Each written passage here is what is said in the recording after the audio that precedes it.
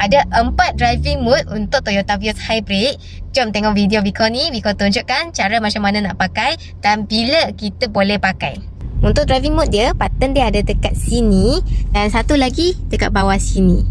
Kalau kita tak tekan apa-apa, maknanya dia normal mode. Okay? Kalau kita tekan sekali dekat sini, dia akan keluar power mode.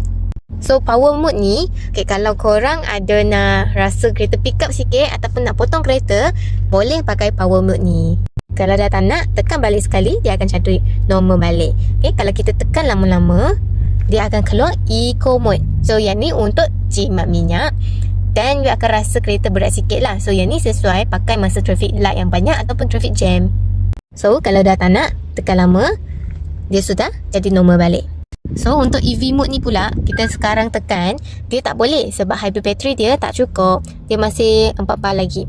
Kalau dia dah jadi 7 bar ataupun 8 bar, memang dah penuh dengan hybrid dia. So kita tekan EV mode ni, dia akan pakai elektrik sahaja. Dia tak akan tukar ke mode engine. So yang EV mode ni korang boleh pakai masa bila? Masa you punya perjalanan tu ada yang turun bukit punya.